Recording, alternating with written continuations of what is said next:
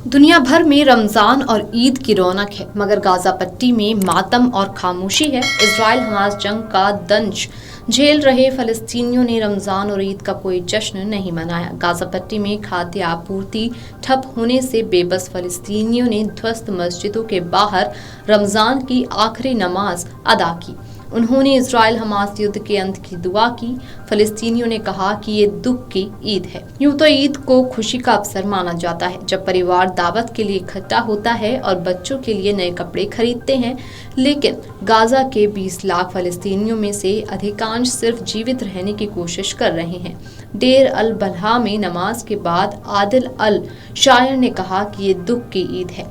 हमने अपने प्रियजनों, अपने बच्चों, अपने जीवन और अपने भविष्य को खो दिया है। एक अन्य साइद अल कुरद ने कहा कि हत्या, विस्थापन, भूख और घेराबंदी है। हमें बच्चों को खुश करने के लिए भगवान के अनुष्ठान करने के लिए बाहर जाते हैं, लेकिन ईद की खुशी के लिए यहाँ कोई ईद नहीं है। इजराइल हमास युद्ध विराम समाप्त होने के बाद जंग फिर शुरू हो गई। इजरायली हमलों में सैकड़ों फलस्तीनी मारे गए हैं और इजराइल ने 4 सप्ताह तक कोई भोजन, ईंधन या मानवीय सहायता नहीं आने दी है। जंग की शुरुआत हमास की ओर से 7 अक्टूबर 2023 को इजराइल पर किए गए हमले से हुई थी। इसमें लगभग 1000 से भी ज्यादा लोगों की जान गई थी। इस दौरान 251 लोगों का अपहरण कर लिया गया था। गाजा के स्वास्थ्य मंत्रालय के मुताबिक इजराइल के जवाबी हमले में अब तक 50,000 से ज्यादा लोग मारे गए हैं।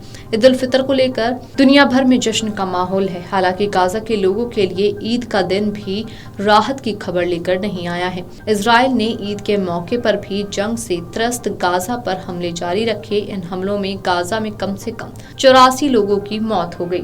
अल जजीरा ने बताया कि इजराइल ने अलग अलग इलाकों पर भीषण बमबारी की है, जिसमें दर्जनों लोग घायल भी हुए हैं।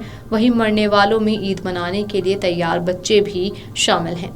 हमास ने ईद के मौके पर इजरायली हमलों की जमकर आलोचना की है। हमास ने कहा है कि ये हमले इजराइल की फांसीवादी सोच को दर्शाते हैं। इस बीच रविवार को फलस्तीनी रेड क्रॉसेंट सोसाइटी ने 14 लापता इमरजेंसी वर्कर्स के शव बरामद किए हैं। समूह ने बताया है कि पिछले सप्ताह गाजा में इजरायली सेना के हमलों में उनकी मौत हुई थी। जानकारी के मुताबिक इन हमलों में इजराइल ने रफा इलाके में कम से कम 5 रेस्क्यू गाड़ियों को निशाना बनाया। इन सब के बीच गाजा के लोगों को आशा की कोई किरण नजर नहीं आ रही है। लोगों का कहना है कि उनके पास खाने के लिए अनाज तक नहीं है और वे किसी तरह जिंदा रहने की कोशिश कर रहे हैं।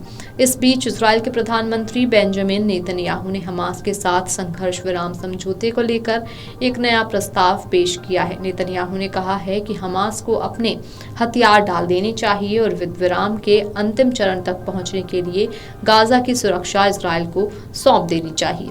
गाजा पट्टी में फलस्तीनियों के पास रविवार को जश्न मनाने के लिए कुछ खास नहीं था, क्योंकि वे आमतौर पर मुस्लिम त्योहार मना रहे थे, क्योंकि खाद्य आपूर्ति तेजी से कम हो रही थी और इजराइल हमास युद्ध का कोई अंत नजर नहीं आ रहा था। ईद उल फितर की छुट्टी पर कई लोगों ने ध्वस्त मस्जिदों के बाहर नमाज पढ़ी, जो रमजान के उपवास महीने के अंत का प्रतीक है। ये खुशी का अवसर माना जाता है जब परिवार दावतों के लिए इकट्ठा होते हैं और बच्चों के लिए नए कपड़े खरीदते हैं। लेकिन गाजा के 2 मिलियन फलस्तीनियों में से अधिकांश सिर्फ जीवित रहने की कोशिश कर रहे हैं। वीडियो डेस्क कमरुजाला.com। अगर आप ये वीडियो YouTube पर देख रहे हैं तो हमारे चैनल को सब्सक्राइब कर बेल आइकन दबाएं और Facebook पर देख रहे हैं तो हमारे पेज को लाइक करें।